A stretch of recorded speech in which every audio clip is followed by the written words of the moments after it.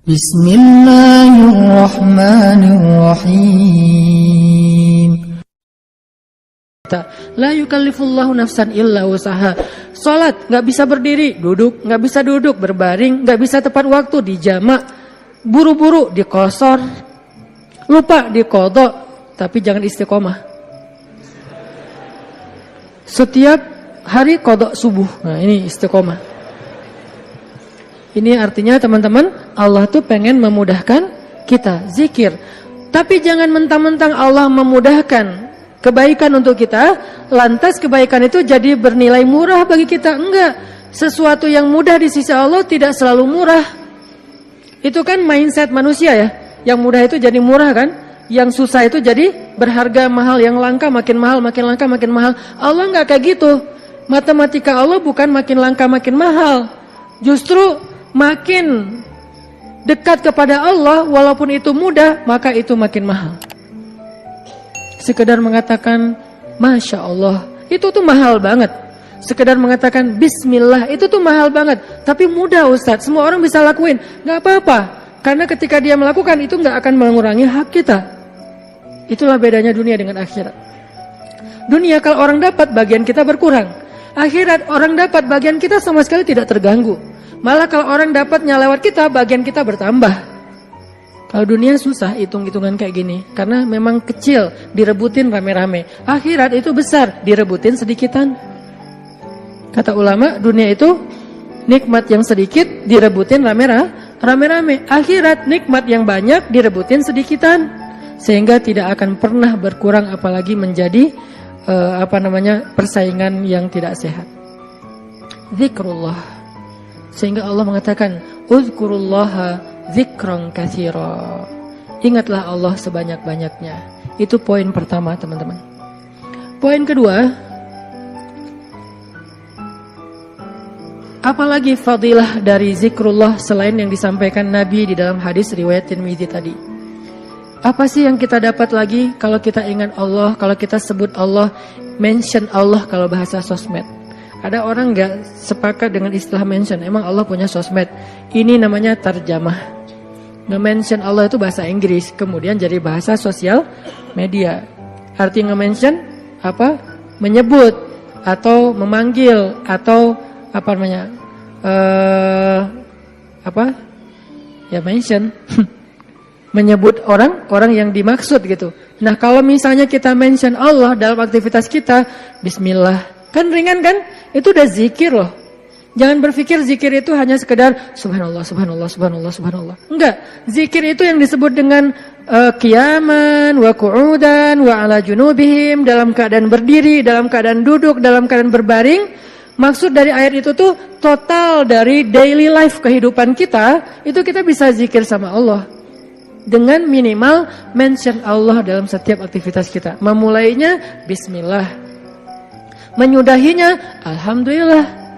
Di antara keduanya kita bisa bilang Masya Allah, kita bisa bilang Subhanallah, kita bisa bilang Allahu Akbar, kita bisa bilang La haula wala quwata illa billah, kita bisa bilang Innalillah. Tetapi awal dan akhirnya Bismillah, Alhamdulillah. Kita bisa bilang A'udzubillah. Banyak kalimat. Ustaz, saya gak hafal banyak zikir-zikir yang panjang. Itu adalah pertanyaan Bilal. Ya Rasulullah, saya nggak punya dandanah. Dandanah itu wirid kalau bahasa pesantren.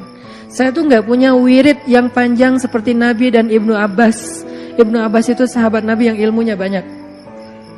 Gimana dong ya Rasul? Saya tuh nggak punya wirid-wirid yang panjang. Doa saya tuh ya gitu-gitu aja. Zikir saya ya itu-itu aja. Gimana dong ya Rasul? Nabi nanya, emang wirid kamu apa wahai Bilal? Kata Bilal, wirid saya Allahumma inni as'aluka ridhaka wal jannah wa a'udzubika min sakhatika wan nar. 4. Ya Allah, saya minta ridhamu dan surgamu, dan saya berlindung dari kemarahanmu dan nerakamu. 4 hal itu. Nabi tersenyum. Kata Nabi, ya Bilal, wirid kami walaupun panjang kemana-mana, intinya 4 itu juga sama.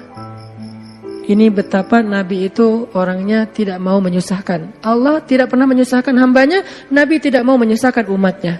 Sama-sama memudahkan. Sehingga walaupun Bilal hafalnya cuma 4 kalimat wirid, kata Nabi, wirid kami yang panjang itu wahai Bilal, yang 1 jam itu intinya 4 juga sama. Sehingga Bilal merasa berbesar hati, alhamdulillah kalau gitu ya Rasul, gak apa-apa. Akhirnya Bilal terus saja wirid dengan wirid itu. Wiridnya Muaz misalnya, Allahumma a'inni ala zikrika wa syukrika wa husni ibadatik, udah selesai. Siapa lagi? Wiridnya sahabat yang tidak disebutkan namanya tetapi dia dapat banyak kebaikan, la haula wala quwata illa billah. Ringan banget, la haula wala quwata illa billah, ringan sekali untuk diucapkan. Ada lagi yang lebih ringan, subhanallahi wa bihamdih. Atau dibalik, subhanallahil wa bihamdi subhanallahil azim, atau dibalik subhanallahil azim wa bihamdi. Sama-sama kebaikan, cuman beda fadilah. Inilah zikir. Apa yang kita dapatkan dengan zikrullah Ustaz? Apa yang kami dapatkan dengan zikrullah ya Rasul? Apa yang kami dapatkan dengan mengingatmu ya Allah? Selain apa yang digambarkan Nabi tadi. Kata Allah, fadhkuruni azkurukum. Ingat aku ingat kalian. Fadhkuruni azkurukum. Ingat aku ingat kalian, diingat oleh Allah. Itu yang paling berharga. Diingat oleh Allah. Kapan? Di dunia, ketika Allah turunkan rahmatnya ke muka bumi setiap malam, Allah mengingat kita, wahai malaikat, jangan lupa rumahnya fulan. Wahai malaikat, jangan lupa fulan bin fulan. Wahai malaikat, yang itu dulu, ini dulu, hambaku yang ini dulu. Kenapa? Karena kita ingat Allah terus, Allah ingat kita. Dan ingat Allah kepada kita tuh wala zikrullahi akbar. Ingat Allah kepada kita itu jauh lebih dahsyat daripada ingat kita kepada Allah. Makanya kalimatnya wala zikrullahi akbar. Ingatnya Allah kepada hambanya itu lebih dahsyat daripada ingatnya hamba kepada Allah. Gimana dahsyatnya? Idza dzakarani fi nafsihi dzakartuhu fi nafsi. Kalau dia ingat aku di dalam dirinya, aku ingat dia dalam diriku, dalam diri Allah. Idza dzakarani fi mala'ih dzakartuhu fi mala'in khairum min.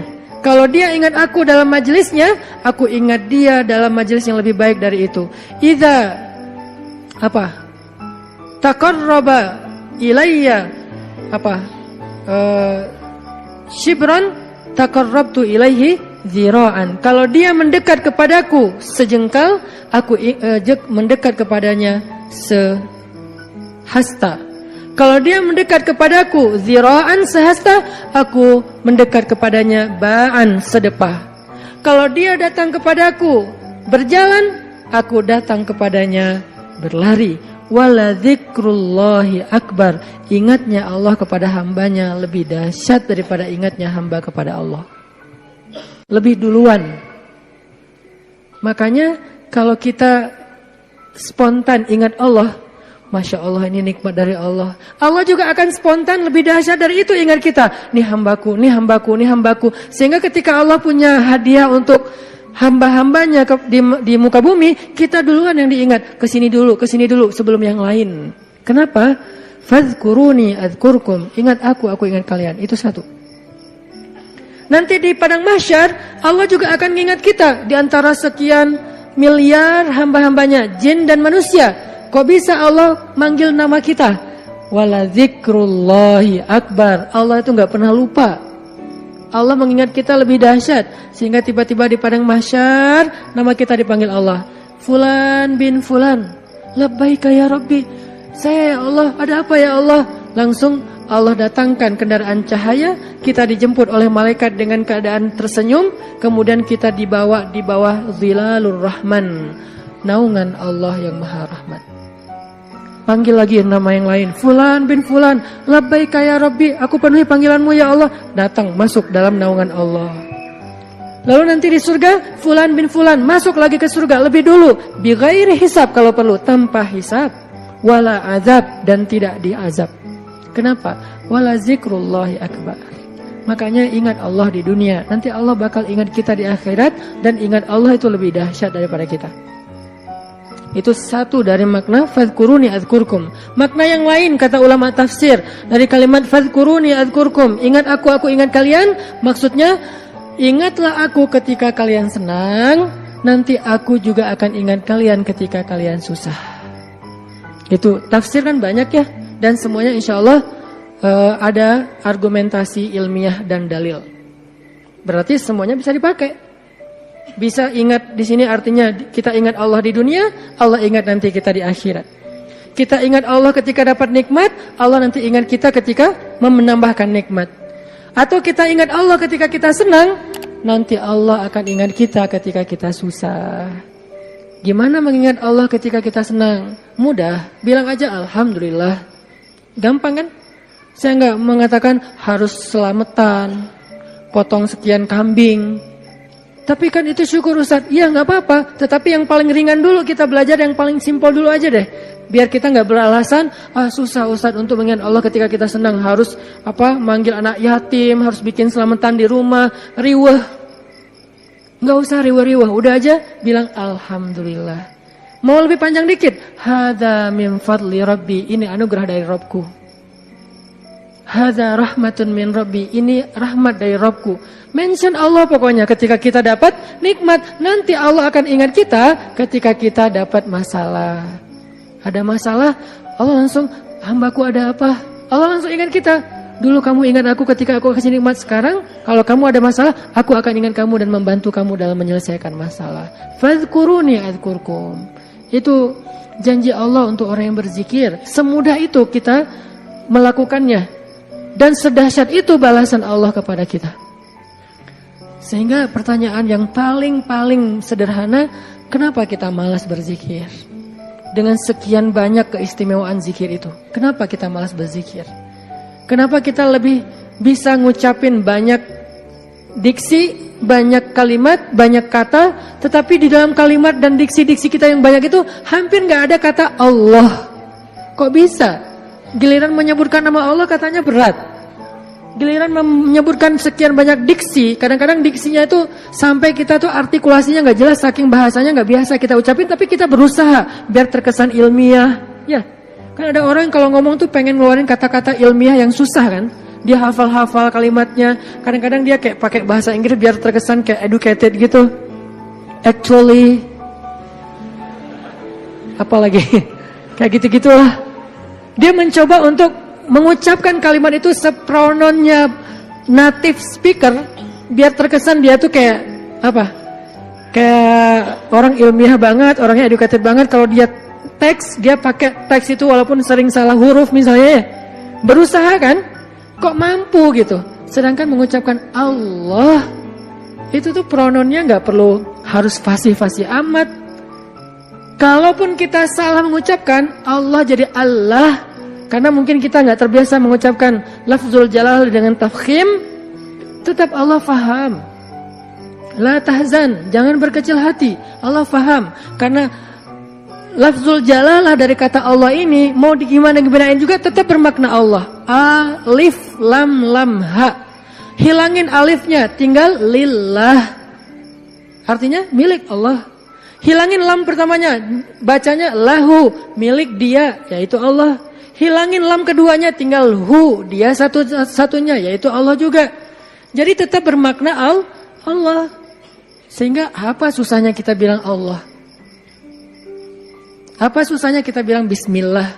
Padahal semua kalimat-kalimat yang berbahasa Sanskerta lah, Inggris lah, Latin lah, apalah bisa kita ucapin. Saya sebagai orang Aceh berusaha untuk menghafal beberapa vocab sampai bisa ngerti bahasa Sunda. Kenapa? Biar nyambung pas ngomong. Kenapa kita nggak mau nyambung dengan Allah? Kalau saya pakai ngeluarin diksi-diksi nyundanya kan jadi kesannya kayak nyambung, akrab. Itu kan bahasa cara kita mengakrabi diri dengan orang-orang yang kita ajak bicara. Kalau kita ngomong dengan orang Jawa, kita mencoba untuk semedok-medoknya biar agak natif Jawa. Ketika kita ngomong sama misalnya orang Medan, kita berusaha untuk gaya-gaya Medan. Kita ngomong dengan orang Padang, kita gaya-gaya Padang. Dengan orang Betawi, gaya Betawi. Kemarin saya ceramah di Malaysia, berusaha untuk Melayu. Yang keluar Ipin Upin. Betul gitu. Pada ketawa mereka, ini Ustadz apa sih gitu. Kenapa? Karena pengen akrab kan dengan mereka. Kenapa sih kita susah banget mau akrab sama Allah, sekedar mengatakan bismillah, insya Allah, masya Allah, alhamdulillah. Ringan banget sehingga kita akrab sama Allah. Sebagaimana kita akrab dengan hamba Allah, dan kita merasa kalau akrab dengan seseorang, kita akan dapat kebaikan dari orang itu. Minimal penerimaan publik, minimal orangnya mau jadi teman kita, minimal orangnya mau ngobrol sama kita gara-gara kita pakai bahasa yang nyambung dengan dia. Kita terus berusaha untuk akrab dengan makhluk. Apa susahnya kita akrab dengan Khalik? Padahal Allah nggak membuat syarat yang rumit agar kita akrab dengan dia. Enggak. Akrab dengan cewek itu susah. Nggak modal. Berapa kali traktir belum akrab juga. Hujan-hujanan kayak film India. Ya, nggak akrab juga. Udah jadi first likers sekian tahun, nggak akrab juga. Nggak di fallback. Itu susah, mau akrab dengan manusia itu susah. Tapi Allah yang jauh lebih berharga daripada apapun, memudahkan kita akrab dengan dia. Ketika kita bilang bismillah, Allah langsung ingat kita. Allah nggak bilang, lo siapa? Enggak. Kita bilang insya Allah, emang kita kenal? Enggak, Allah nggak ngomong kayak gitu. Manusia yang kayak gitu, ketika kita mention dia kadang-kadang kayak, apaan sih gitu. Sok kenal, sok dekat gitu kan. Kalau Allah nggak apa-apa, kita sok-sokan. Saya akrab banget sama Allah, nggak apa-apa, Allah senang digituin. Artinya udah dimudahin banget sama Allah. Apalagi sih yang bikin kita nggak mau berzikir? Udah banyak banget janji-janji Allah yang hebat tentang zikir. Apalagi yang membuat kita terhalang dari zikrullah. Ini poin kedua, bahwa ternyata keutamaan zikir itu luar biasa, termasuk fazkuruni azkurkum. Poin ketiga, gimana cara kita berzikir dalam kehidupan sehari-hari kita? Apakah harus selalu dengan verbal? Subhanallah, Masya Allah dan seterusnya? Ya, verbal. Apakah harus ada yang lain? Banyak. Zikir itu bisa verbal. Zikir itu bisa fikiran.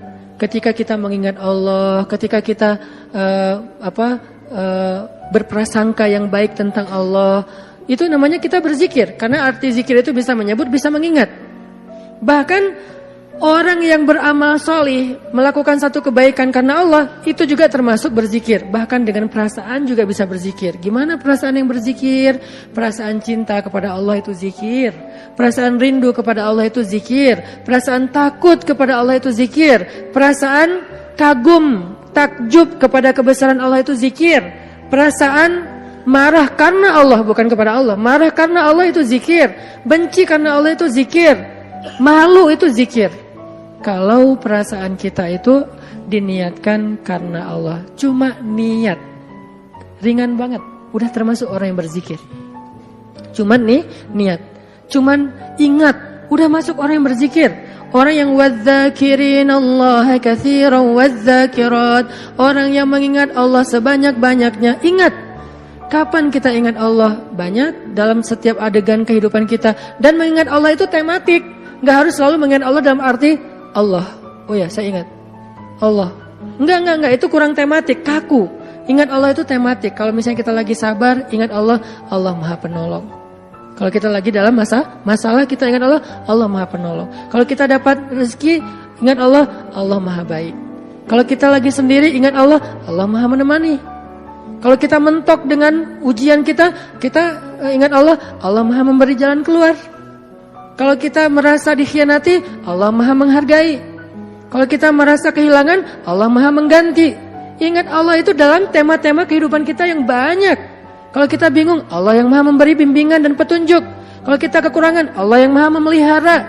Ingat Allah, Allah kalau bahasa Allah apa? Lagi Allah terus, gimana sih? Allah dulu, Allah lagi, Allah terus. Ya gitu deh pokoknya. Allah dulu, Allah lagi, Allah terus. Semudah itu mengingat Allah. Jadi gak perlu ribet. Kita gak perlu mention Allah pakai underscore terus lupa di depannya ntar ketukar sama yang fake. Gak gitu kan ya?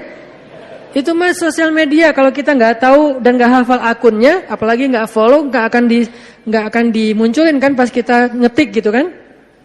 Tersalah lagi, udah capek-capek story ternyata salah dan gak bisa diedit, akhirnya hapus semua. Allah tuh gak kayak gitu, gampang. Ingat aja. Ketika kita ingat Allah, saat itu juga Allah ingat kita. Ana inda dhanni abdi bi, aku tergantung prasangka hambaku kepadaku. Jadi kalau kita pengen Allah ingat kita, ingat Allah. Langsung saat itu juga Allah ingat kita. Langsung. Sehingga ketika Nabi dan Abu Bakar terkurung di dalam gua Thur, Abu Bakar sempat lupa, manusiawi. Gara-gara khawatir terhadap keselamatan Nabi, Abu Bakar mengatakan, ya Rasulullah kita cuma berdua. Lupa, harusnya bertiga. Ya Rasulullah kita cuma berdua, ya Rasulullah kita cuma berdua. Musuh kita banyak, gimana ini? Nabi mengatakan, ma dhannuka bitsnain, Allahu thalithuhuma. Kenapa kamu pikir berdua ya Abu Bakar? Bukankah Allah yang ketiga? Baru kalau udah ingat Allah, la tahzan, innallaha ma'ana. Udah gak usah khawatir Abu Bakar, Allah bersama kita. Ketika Nabi berprasangka Allah bersama kita, maka Allah persis seperti persangkanya bahwa Allah bersama mereka. Langsung Allah palingkan wajah musuh-musuhnya dari melihat ke bawah. Gak ngelihat ke bawah, ke semua arah dilihat kecuali ke bawah. Ngelihat ke atas, ada gak di tebing atas? Gak ada. Ngelihat ke depan, di balik bukit ada nggak? Nggak ada. Ngelihat ke kiri, di sebelah sana ada nggak? Nggak ada. Lihat ke kanan, di ujung sana ada nggak? Nggak ada. Di belakang, mungkin mereka udah lari, nggak ada. Semua arah dilihat, tapi ke bawah nggak. Kenapa? Allah yang mengarahkan pandangan mereka. Kenapa Allah arahkan pandangan mereka? Karena Allah terlibat dalam urusan itu. Kenapa Allah terlibat? Karena hambanya berprasangka Allah bersama kita.